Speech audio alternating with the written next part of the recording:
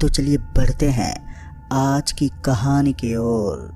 दोस्तों, हाल ही में जो देश में हालात चल रहे हैं उसी में हुई एक घटना आज हमारे साथ साझा की है संजीव सिंह जी ने। मॉक ड्रिल के दौरान उनके साथ जो हुआ वो आपकी भी रूह कपकपा देगा। तो आइए सुनते हैं उनके आप बीते उन्हीं के नज़रिए से। मॉक ड्रिल एक तरह का अभ्यास या पूर्व अभ्यास होता है जो किसी आपातकालीन स्थिति से निपटने के लिए किया जाता है। इसका मुख्य उद्देश्य लोगों को ये सिखाना होता है कि ऐसी स्थिति में उन्हें क्या करना चाहिए और कैसे सुरक्षित रहना चाहिए। मैं ज़्यादा पढ़ा लिखा तो नहीं था, ना ही हमारे परिवार में इसका कोई चलन था, क्योंकि परिवार की माली हालत कुछ ज़्यादा अच्छी नहीं थी। इसलिए मैंने होश संभालते ही छोटी मोटी नौकरियों में हाथ आजमाना शुरू कर दिया, जैसे ढाबे पर टेबल या बर्तन साफ करना या फिर पंचर बनाना आदि। जैसे जैसे मैं बड़ा हुआ तो मेरे छोटे भाई बहन इस दुनिया से चले गए। लोग सही कहते हैं कि दुनिया की सबसे बड़ी बुरी बीमारी है वो है गरीबी, जिसे मैं आज भी सोचता हूँ तो मेरी आंखें नम हो जाती हैं। काश तब किसी की मदद मिल जाती या मेरे पास कोई अच्छा काम होता तो शायद मैं अपने परिवार को बिखरने से बचा पाता। यही सब सोचते हुए मैं रोजाना दिहाड़ी मजदूरी कर घर चला आता था। तभी एक सुबह चाय की दुकान के बाहर ठेकेदार के इंतजार में हम सभी मजदूर अपना अपना काम कर रहे थे। उस वक्त कोई चाय पी रहा था तो कोई गप्पे लड़ा रहा था। तभी अखबार में छपे एक छोटे से पैम्पलेट में छपे विज्ञापन पर मेरी नज़र पड़ी। वहाँ लिखा था कि आज होने वाली मॉक ड्रिल के दौरान एक बूढ़ी महिला का ख्याल रखना है। पैसा कमाने का अच्छा मौका है, तो इच्छुक लोग तुरंत ही कॉल करें। सीमित समय और जगह। ये देखकर मैंने सोचा कि अब तक तो ये नौकरी किसी न किसी को मिल ही चुकी होगी, पर किस्मत आजमाने में कौन सा पैसा लग रहा था। अतः मैंने फौरन ही अपनी जेब से फ़ोन निकालकर दिए गए नंबर पर कॉल कर दिया। मैं कुछ बोल पाता कि इतने में सामने से जवाब आया, ठीक है, रात के 9 बजे शहर से 2 किलोमीटर दूर वाली सड़क पकड़ के कल्याण हवेली पर पहुंच जाना। ड्रिल खत्म होने के बाद तुम अपने घर जा सकते हो। तनख्वाह 25,000, पर जब तक ड्रिल चलेगी उतने दिन तुम्हें सेवा देनी होगी। इतना बोलकर सामने वाले व्यक्ति ने फ़ोन काट दिया। कुछ देर में मैं स्तब्ध खड़ा रहा। फिर कुछ क्षण बाद ठेकेदार भी आ गया और मैं दिहाड़ी करने चल पड़ा। शाम 6 बजे करीब हमें साइट से छुट्टी मिल गई। पूरा दिन तगारी उठाना बहुत ही शारीरिक और मानसिक रूप से थका देने वाला काम है। पूरे दिन के 500 रुपये भी नहीं कमा सकते। इसी वजह से मैं घर न जाकर उस हवेली की ओर चल दिया। हालांकि मेरे शरीर में जान ही नहीं बची थी, पर खुद को समझाते हुए मैंने अपने कदम हवेली की तरफ ही जारी रखे। जाते जाते कई बातें मेरे जहन में घूम रही थी। एक रात के 25,000 रुपये बहुत बड़ी रकम थे। मुझे उसी वक्त समझ जाना चाहिए था, पर गरीब की मजबूरी समझो या मेरे मन में आया लालच। खैर, मैंने एक चाय की दुकान पर बैठकर चाय पी। साथ ही घर पर कॉल करके ये भी बता दिया कि आज आने में ज़रा देरी होगी। दिए गए समय पर मैंने हवेली की घंटी बजाई और कुछ ही क्षणों में दरवाज़ा एक चर्र की आवाज़ करते हुए अपने आप खुल गया। वो हवेली किसी महल से कम नहीं थी, अतः मुझे लगा शायद ऑटोमेटिक दरवाज़ा होगा और आवाज़ लगाते हुए मैं अंदर चला गया। मेरे कदम हवेली में पड़ते ही दरवाज़ा तेज आवाज़ के साथ बंद हो गया। वहाँ पर एक अजीब सी खामोशी थी जो मेरे मन में डर का भाव पैदा कर रही थी। अंधेरे में डूबी दीवार पर लगी तस्वीरें देखने भर से किसी को भी खा जाए। लग रहा था कि अभी इन तस्वीरों में नजर आ रहे लोग जीवित हो उठेंगे और मुझे नोच खाएंगे। थोड़ी देर में मेरे कानों में एक आवाज़ गूंजी। शायद कुर्सी खिसकने की आवाज़ रही होगी वो, पर उसने मेरे ध्यान को एक ओर केंद्रित कर दिया। मेरे सामने एक छोटी टेबल थी जिस पर एक पेपर वेट नीचे दबा कागज। मुझे कुछ अजीब लगा। आम इंसान की तरह मेरे भी मन में जिज्ञासा जाग उठी, आखिर उसमें लिखा क्या है। जिज्ञासा के चलते मैंने वो कागज उठाया और उस पर लिखी बात पढ़ने लगा। सामान्य बातों के बीच लिखी एक लाइन मुझे बहुत ही अजीब लगी, ऊपर की मंजिल पर मत जाना। अब साफ हो चुका था कि मुझे सिर्फ इसी फ्लोर पर रहना है। धीरे धीरे मैंने सभी कमरों को एक एक करके जांचना शुरू किया, पर वहाँ कोई बूढ़ी महिला नहीं थी। पूरे इलाके को देखने की वजह से मुझे प्यास का आभास हुआ। फिर इसी बीच होटल बज उठा और जो थोड़ी बहुत रोशनी उस हवेली में आ रही थी वो भी ब्लैकआउट के कारण चली गई। दोस्तों, इंसान कितना भी बहादुर क्यों ना हो, पर अंधेरा हमेशा से इंसान के दिल में डर पैदा करता आया है। बस धीरे धीरे वही अंधेरे का डर मुझ पर भी हावी हो रहा था। फिर सब कमरों की जांच और डर के भाव की वजह से मुझे प्यास का आभास उठा।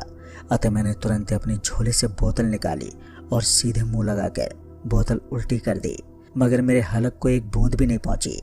जाहिर सी बात है, पूरा दिन काम में व्यस्त रहने और आते समय अपने ही विचारों में उलझे रहने के कारण मैं ये भूल ही चुका था कि मेरी बोतल खाली हो चुकी है।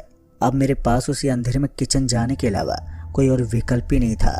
बहरहाल अपने फ़ोन की फ्लैश चलाकर मैंने किचन ढूंढना शुरू किया। पूरा इलाका ढूंढने पर भी मुझे किचन नजर ही नहीं आया। फ़ोन की बैटरी भी ज़्यादा नहीं थी, अतः अब मुझे उसी अंधेरे में और भी ज़्यादा भीतर जाना था। हिम्मत करते हुए जैसे जैसे मैं आगे बढ़ रहा था तो बाहर से आती हुई चिल्लाने और विस्फोट की आवाज़ें खुद को बखूबी बढ़ा रही थी। पर मैं अभी कुछ ही पल आगे बढ़ा ही था कि दूसरी दिशा से आई ग्लास गिरने की आवाज़ ने मुझे किचन का रास्ता ढूंढने में मदद की। डरते डरते आगे बढ़ते हुए मैं किचन में आखिर पहुंच ही गया। पर हैरानी की बात तो ये थी कि वहाँ सिर्फ एक मटका और उसके साथ ही स्टील का गिलास गिरा हुआ नजर आ रहा था। मैंने उसे उठाकर मटके से पानी निकाला और जैसे पानी पीना शुरू किया कि एक अजीब स्वाद के आभास से तुरंत ही मैंने पानी थूक दिया। लाइट मारने पर देखा कि वो पानी नहीं था बल्कि खून था। आंखें एक बार मसलकर मैंने दोबारा देखा तो इस बार वहाँ खून की जगह दोबारा पानी ने ले ली। ये देखकर मेरे सारे शरीर में करंट दौड़ गया। अभी अचानक से तापमान में भी गिरावट महसूस हो रही थी, जिस वजह से मेरा पूरा शरीर ठिठुरने लगा। डरते ठुठुरते मैं जैसे ही दोबारा मेन हॉल में आने लगा तो सोने पर सुहागा मेरे फ़ोन की बैटरी ख़त्म हो गई और वो स्विच ऑफ हो गया। अब मेरे पास रोशनी का कोई स्रोत ही नहीं बच रहा था। बाहर से आती चीखें और भिन्न भिन्न आवाज़ें मेरे प्राण वैसे ही निकालने को तैयार थे। मैंने खुद को एक कोने में सुरक्षित कर हाथों से पैरों को पकड़कर घुटनों में सिर छुपाए बैठ गया। एक एक पल ऐसे गुजर रहा था मानो एक सदी गुजरी हो। अचानक से एक बच्चे के रोने की आवाज़ मेरे कानों में पड़ी। पहली बार में मुझे यही लग रहा था कि बाहर से किसी के रोने की आवाज़ आ रही होगी, पर मेरे तोते तब उड़ने लगे जब मुझे यह आभास उठा कि वो आवाज़ ठीक मेरे पीछे से आ रही है। कान के पीछे से गिरती हुई ठंडे पसीने की एक बूंद ने पूरे शरीर में कंपन पैदा कर दी। मुझ में इतनी भी हिम्मत नहीं बची थी कि मैं पीछे पलटकर देख भी सकूं। तभी अचानक से कुछ छोटी मोटी उंगलियां मुझे अपनी कमर पर महसूस होने लगी। यकीन करना दोस्तों, मेरी हालत अब ऐसी थी कि काटो तो खून नहीं। शरीर की सारी हिम्मत जोड़कर मैं उठ खड़ा हुआ, पर अंधेरे में ना कुछ मुझे पीछे से नजर आया और ना ही अब उस बच्चे के रोने की आवाज़ आ रही थी। मन ही मन में ये सोचने लगा कि आज तो कोई नशा भी नहीं किया, फिर ये सब अजीब चीज़ें क्यों हो रही हैं? क्या मैं पागल होता जा रहा हूँ या ये सभी बस थकान की वजह से हो रहा है? अब ज़रा भी वक्त को बर्बाद किए बिना मैंने यहाँ से भागने का मन बना लिया, पर होने को कुछ और ही मंजूर था, क्योंकि हवेली में एक इलेक्ट्रॉनिक दरवाज़ा लगा हुआ था जो कि सिर्फ सिक्योरिटी कोड से ही खोला जा सकता था। अपनी हालत पर अब मुझे रोना आ रहा था। पैसों के लालच ने मुझे ऐसी स्थिति पर ला खड़ा कर दिया था कि अब किसी भी पल मुझे मौत आ सकती थी। दरवाजे से चिपके बैठे रहने के अलावा कोई और विकल्प नज़र ही नहीं आ रहा था। अतः मैंने ऐसा ही किया और वहीं मेरी आंख भी लग गई। मॉक ड्रिल तो शायद कब की ख़त्म हो चुकी थी। फ़ोन स्विच ऑफ होने के कारण समय का भी अंदाज़ा लगाना मुश्किल हो गया था। बिजली अभी तक लौट कर नहीं आई थी, इसी वजह से मेरा बाहर निकलना भी बहुत मुश्किल था। थोड़ा सोचने के बाद मैंने खिड़की से कूदने की सोची, पर हॉल की सभी खिड़कियां सील्ड थी। इंसान तो दूर, वहां से हवा का गुजरना भी नामुमकिन था। अभी मैं एक एक कर खिड़कियों को जांच ही रहा था कि अचानक मुझे आभास हुआ कि किसी ने मेरा नाम पुकारा है। हर तरफ अपनी गर्दन घुमाकर भी दिशा का अंदाज़ा नहीं लगा पा रहा था। अतः मैंने अपना काम जारी रखा और खिड़कियों को खोलने की कोशिश करता रहा। तभी घूम फिर के मैं उसी टेबल के पास आ पहुंचा जहां वो कागज रखा था, इस उम्मीद में कि उस पर बाहर जाने का कोड लिखा हो।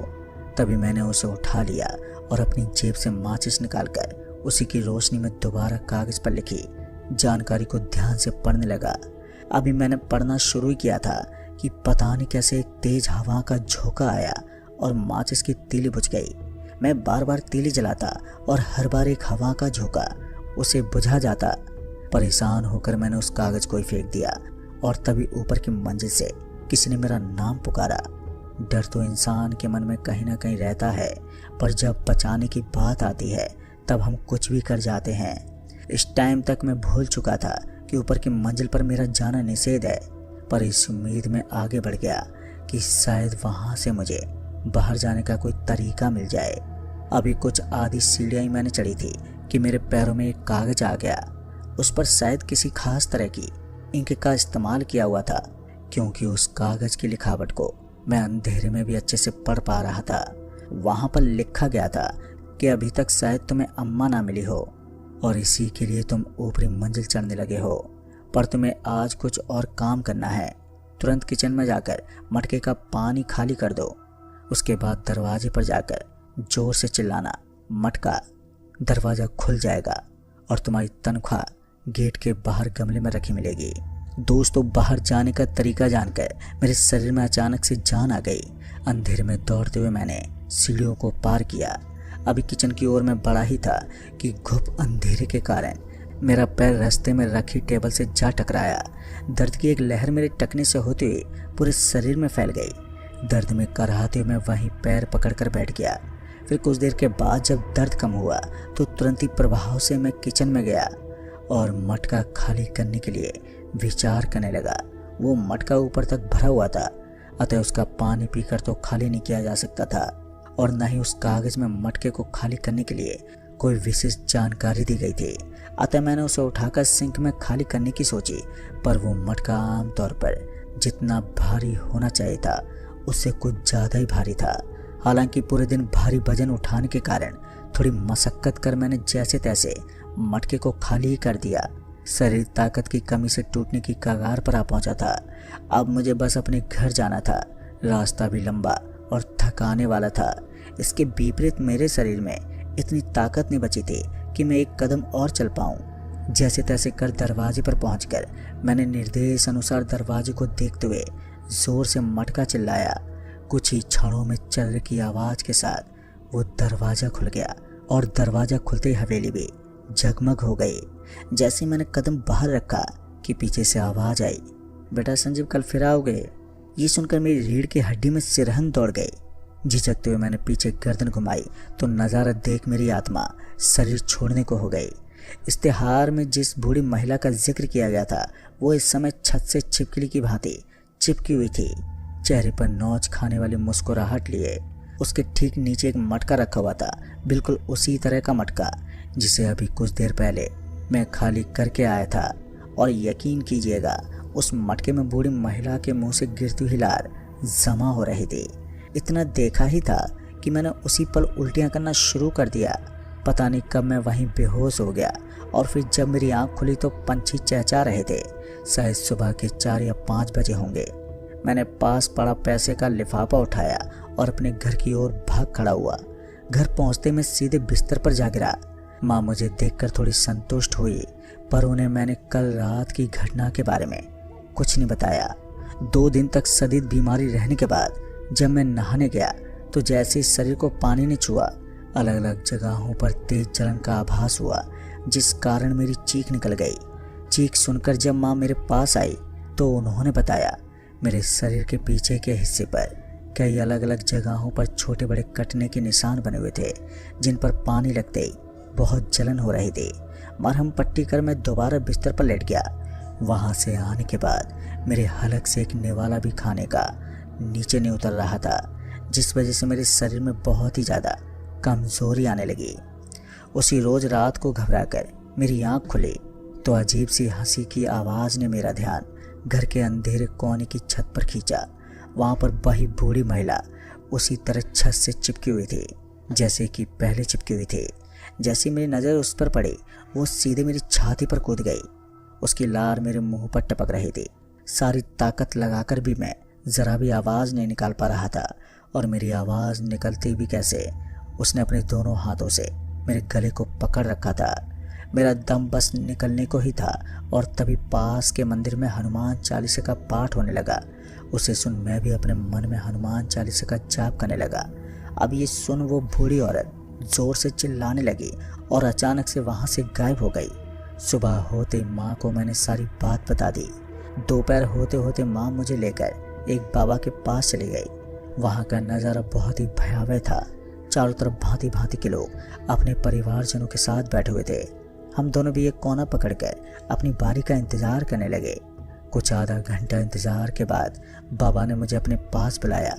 उनके सामने रखी हुई एक चटाई पर मैं और पास में मेरी माँ बैठी। हम उन्हें कुछ बताते उससे पहले उन्होंने हवेली में हुई सारी घटनाएं विस्तार से बता दी। इज्जत और विश्वास से अपने आप मैंने उनके आगे हाथ जोड़ लिए और उनसे परेशानी का समाधान पूछा, जिसके जवाब में उन्होंने मुझे एक लोटा पानी में कुछ भभूत मिलाकर पीने को दिया। लोटे का पानी एक ही सांस में पीने के पश्चात उन्होंने मुझे एक कोने में जाकर उल्टी करने को कहा और आश्चर्यपूर्वक जैसे ही मैं उस कोने में जाकर उकड़ू बैठा कि काले रंग का चिपचिपा पदार्थ उल्टी में बाहर निकला। और यकीन करना, जितना पानी मैंने उस हवेली में पिया था उतना ही वो काला पदार्थ उल्टी में निकला। तत्पश्चात बाबा ने मुझे एक ताबीज दिया और कुछ नागफनी की कीलें उस हवेली के मेन गेट की चौखट पर ठोकने को कहा। पर यह काम मुझे रात के ठीक 12:12 पर करना था। अब इसके बारे में बाबा ने सिर्फ इतना ही कहा, कुछ बातें बिना सवाल मान लेनी चाहिए। कीलें लेकर हम घर लौट आए और धीरे धीरे जो कमजोरी मुझे महसूस हो रही थी वो भी कम होने लगी। रात 11:30 बजे मैं घर से निकला और बताए गए समय और तरीके से वहाँ कीलें ठोकाया। पर इस बार 2 अजीब चीज़ें मैंने वहाँ पर महसूस की। 3 दिन पहले तक जो हवेली सुंदर और जीवित लग रही थी, आज उसकी चमक गायब थी। साथ ही ऐसा लग रहा था जैसे सदियों से ये हवेली इसी तरह वीरान पड़ी हो। और दूसरी ये है कि मैंने एक समय पर खाती का काम भी किया हुआ था, अतः मुझे पता है कील ठोकना कोई बहुत ज़्यादा ताकत का काम नहीं है, फिर चाहे आप लकड़ी में कील ठोको या ज़मीन पर। दोस्तों, उन 6 कीलों को ठोकने में मेरे शरीर की सारी ऊर्जा खत्म हो गई। मानो मैं 1 इंच की जगह 1 फीट की कील ज़मीन में ठोक रहा हूँ। बहरहाल ये सब करने के बाद मैं जैसे अपने रास्ते को हुआ, पीछे से वही बूढ़ी औरत मुझे आवाज़ लगाने लगी। पर माँ की दी हुई सीख मुझे अच्छे से याद थी। कभी भी कोई सुनसान जगह पर पीछे से आवाज़ आए तो पलटना नहीं होता है। इसलिए मैं उसकी आवाज़ को नज़रअंदाज कर अपने घर लौट आया। और फिर घर आते ही मुझे बहुत ज़ोरों की भूख लगने लगी, क्योंकि लगभग 3 दिन से मैंने एक लुकमा भी नहीं खाया था। फिर खाना खाकर मैं सो गया और उसके बाद मुझे किसी तरह की कोई परेशानी नहीं हुई। थोड़ी जानकारी निकलने पर पता चला कि उस हवेली के असली मालिक स्विट्ज़रलैंड में रहते हैं और वहाँ की केयर टेकर इस तरह के इश्तेहार कुछ खास मौक़ों पर छपवाती है, जिससे प्रभावित होकर लोग उस हवेली में जाते हैं और वहाँ उनके साथ कई अजीब चीज़ें घटती हैं। पर पैसे का लालच उन्हें दोबारा वहीं खींच ले जाता है और वो केयर टेकर, जो कि असल में एक डायन है, उन लोगों का इस्तेमाल करती है अपनी काली शक्तियों को और भी ज़्यादा बढ़ाने में। भला हो उन बाबा जी का, जिनकी वजह से मैं आपको ये कहानी बताने के लिए जिंदा रह गया, नहीं तो क्या मालूम मैं भी उस डायन की आहुति बन जाता। तो दोस्तों, इस कहानी में बस इतना ही। कहानी आपको पसंद आई हो तो वीडियो को लाइक शेयर कमेंट ज़रूर कर दें।